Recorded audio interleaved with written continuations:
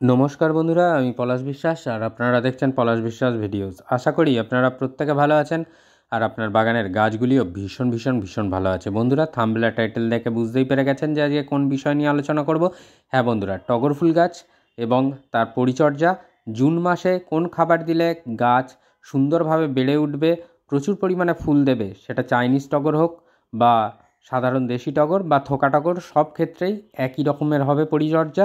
আজকের যে খাবারটা দেখাবো, জুন মাসে এই খাবারটা অবশ্যই দিয়ে দিন এবং গাছের বৃদ্ধির পাশাপাশি প্রচুর পরিমাণে ফুল পেতে এই কেয়ার আপনাকে করতেই হবে। সামনে বর্ষাকাল আসছে বন্ধুরা, তো সেই জন্য আপনাদের অবশ্যই এই খাবার দাবারগুলো দিতে হবে এবং কেয়ার নিতে হবে যাতে করে প্রচুর পরিমাণে ফুল আপনারা পান। তো দেখুন আমার এই টগর গাছটি কতটা ঝোপালো হয়েছে এবং একটা সুন্দর শেপ দিতে পেরেছি মোটামুটি। তো আপনারাও দিতে পারবেন। পিঞ্চিং করতে হবে বন্ধুরা, পিঞ্চিং করে করে কিন্তু এই শেপটা এসেছে। আর আপনারাও যদি এইভাবে পিঞ্চিং করেন এবং তারপরে যখন ফুল ফুটবে, তখন কিন্তু ফুল ফোটা শুরু হলে তখন কিন্তু প্রচুর পরিমাণে ফুল আপনারা পাবেন। তো ফুল কুঁড়ি সবই আসবে, হয়তো মায়া ত্যাগ করে এই পিঞ্চিং পদ্ধতিটা আপনাকে চালাতে হবে, না হলে কিন্তু এত সুন্দর শেপ আপনারা আনতে পারবেন না। যেগুলো ডালগুলো লম্বা হয়ে যাচ্ছে তাদেরকে ছেঁটে দিন কাঁচি দিয়ে বা কাটার দিয়ে, অথবা যখন যে ডালগুলো দেখছেন একটু শেপের বাইরে বেরিয়ে যাচ্ছে সেগুলোকে আঙুল দিয়ে চিমটি কেটে দিন বা পিঞ্চ করে দিন, যেটাকে বলা যায়। তো পিঞ্চিং করলে কিন্তু সুন্দর শেপ নেবে গাছে আর প্রচুর পরিমাণে ফুল কিন্তু ফুটবে একসাথে। তো যেটা দেখতে ভীষণই সুন্দর লাগবে, অনেকটা চন্দ্রমল্লিকা গাছের যে পম্পন ভ্যারাইটিগুলো হয় তার মতনই শেপটা লাগে। তো ভীষণ ভালো লাগে দেখতে। তো এই জন্য এইভাবে বানাচ্ছি গাছটাকে, আশা করি আপনারাও বানাবেন। আর সুন্দর শেপ কিন্তু দেওয়া যায় এই চাইনিজ টগরেও। আর আপনারা যে দেশি টগর যেগুলো হয়, মানে এমনি নর্মাল যে টগরগুলো আমরা টবেতে প্রতিস্থাপন করি, একই একই সব রকম, ওটারও কেয়ার ওইভাবেই করবেন। ডালগুলোকে কেটে দেবেন, বুশি হবে, ঝোপালো হবে, গাছে ফুল আসবে প্রচুর পরিমাণে। তো কোন খাবারটা দিতে হবে এবার বলি। তার আগে বলে দিই, যারা এই টগর গাছ নতুন বাগানি তাদের জন্যই এই মানে কথাটা বলছি, যে 50% গার্ডেন সয়েল নেবেন, যে মাটি তৈরিটা টবের, তার সাথে অন্ততপক্ষে 30% থেকে 40% পর্যন্ত ভার্মি কম্পোস্ট বা 1 বছরের পুরনো কাউডাং কম্পোস্ট নিয়ে নিতে হবে আপনাদের। আর তার সাথে বাকি 10% যেটা নেবেন সেটা লাল মোটা দানার যে বিল্ডিং মেটেরিয়ালসের বার্লি, সেইটা আপনাদেরকে নিতে হবে। নিয়ে মাটিটা ভালো করে মিক্সড করে আপনারা টবের মিডিয়াটা রেডি করবেন। আর এই টগর গাছের ক্ষেত্রে এই রকম মিডিয়া একেবারে পারফেক্ট, যেটা একেবারে উচ্চ জল নিকাশি যুক্ত হবে, অথচ হালকা ময়েশ্চার মেনটেন করে রাখবে। এই রকম মাটি কিন্তু টগর গাছ বেশি পছন্দ করে। তো জল জমা একেবারেই পছন্দ করে না কোনো গাছই, আর টগর গাছও নয়। তো মাটিটাকে খুঁচিয়ে নিতে হবে, যখন আমরা খাবার দিতে যাব তার আগে যেন মাটিটা হালকা ভিজে ভাব থাকে, এটা আমাদের মাথায় রাখতে হবে। টবের মাটিতে আগাছা দমন একটা বড় ব্যাপার, আগাছা হতে দেওয়া যাবে না, তাহলে যে খাবারটা আমরা দেব সেই খাবার কিন্তু এই আগাছাগুলো খেয়ে তারা যথেষ্ট পরিমাণে বৃদ্ধি পেয়ে যাবে এবং গাছ কিন্তু সেভাবে খাদ্য উপাদান সংগ্রহ করতে পারবে না। তো এইভাবে মাটিটাকে খুঁচিয়ে রাখতে হবে। দুভাবে দিতে পারেন, এক হচ্ছে মাটিটা খুঁচিয়ে খাবার দিয়ে সেখানে মাটি সাথে খাবারগুলো মিশিয়ে দিতে পারেন। আর দ্বিতীয়ত যেটা বলবো, যে টবের কিনারা বরাবর রিং করে নেবেন, রিং করে নিয়ে মাটি তুলে নিয়ে একটা খালা মতন সৃষ্টি হবে, সেইখানে আপনারা খাবারটা দিন, দিয়ে মাটি চাপা দিয়ে ভরপুর জল দিয়ে দেবেন। এই দুইভাবে কিন্তু আপনারা এই সময় খাবার দিতে পারবেন।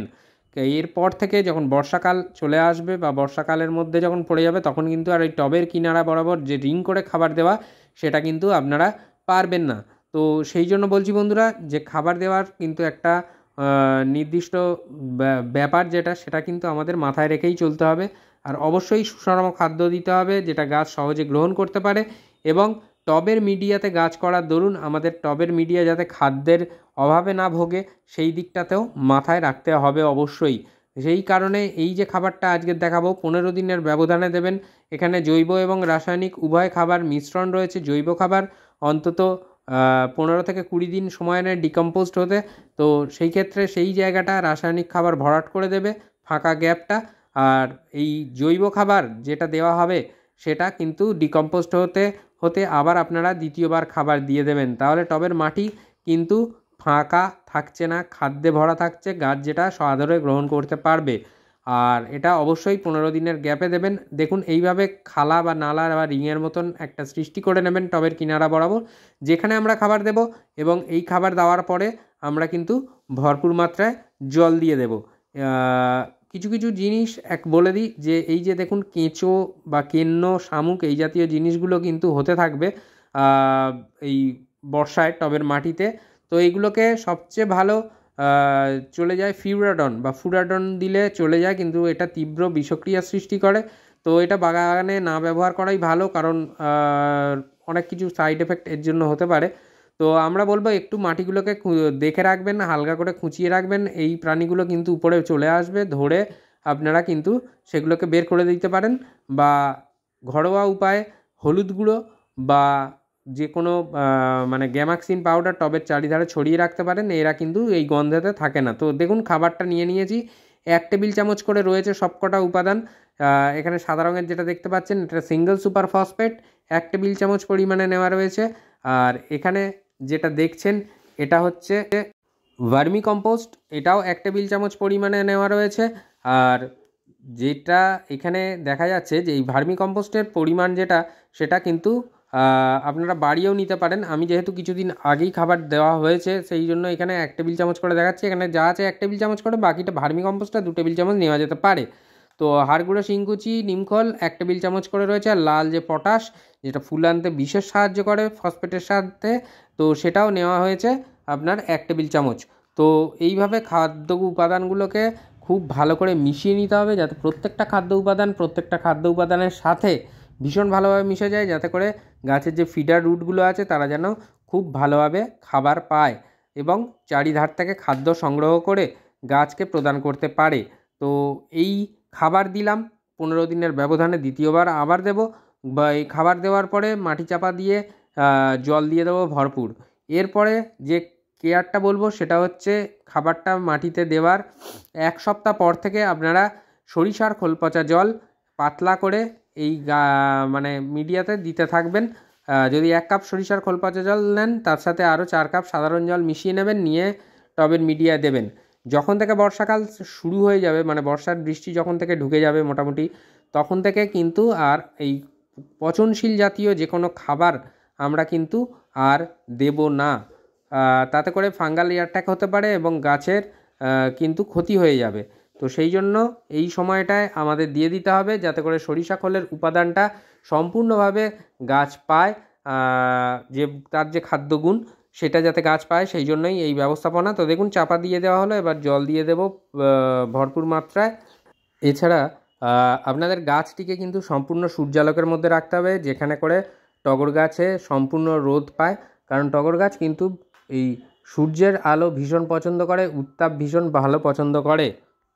আর যখন জল দেবেন একটা জিনিস মাথায় রাখবেন, যেন ওভার ওয়াটারিং না হয়ে যায়, তাহলে কিন্তু টগর গাছে অনেক সমস্যা দেখা যায়, যেমন পাতা হলুদ হয়ে যাওয়া বা পাতায় ক্লোরোসিসের অভাবও দেখা দেয়। আরেকটা কারণে যেটা আমি বলবো, যে জালি জালি মতন হয়ে যায়, পাতা বিবর্ণ রং হয়ে যায়। এইগুলোর ক্ষেত্রে আপনাদেরকে কিন্তু একটা জিনিস মাথায় রাখতে হবে, অনুখাদ্য দিতে হবে।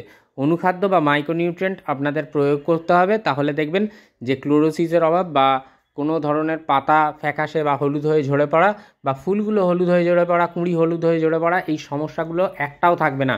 আমি বাগানে এটা ব্যবহার করি, এটা অ্যাগ্রোমিন গোল্ড। আপনারা চাইলে যে কোনো একটা অনুখাদ্য বা মাইক্রোনিউট্রিয়েন্ট আপনারা কিন্তু ইউজ করতে পারেন, যেটা ভীষণ ভালো কাজ করবে আপনাদের গাছে। যে কোনো অনুখাদ্য 19-20, মানে এক্সট্রা কিছু ব্যাপার নেই, যাতে এই অনুখাদ্য খুব ভালো, এই অনুখাদ্য এরকম ব্যাপার নেই, বা আমি এটার প্রমোশনও করছি না। আমি এটা বাগানে ব্যবহার করি, এরকম 2-3টে অনুখাদ্য আমি নিয়ে রেখে দিয়েছি, ঘুরিয়ে ফিরিয়ে ব্যবহার করি, ভীষণ ভালো কাজ কিন্তু করে। আপনারাও এই অনুখাদ্য রাখবেন, নাহলে কিন্তু এই সমস্যাগুলো যেগুলো হয়, সেগুলো কিন্তু ম্যাগনেসিয়াম, বোরন ইত্যাদির অভাবে হয়।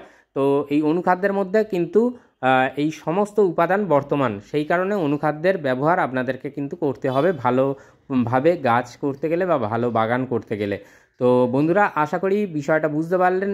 এই টগর গাছ, চাইনিজ টগর গাছ বা যে কোনো টগর গাছের ক্ষেত্রে এই একই ধরনের পরিচর্যা করুন, একই কেয়ার করুন, দেখবেন আপনার টগর গাছ ফুলে ফুলে ভরিয়ে রাখছে আপনার বাগানকে।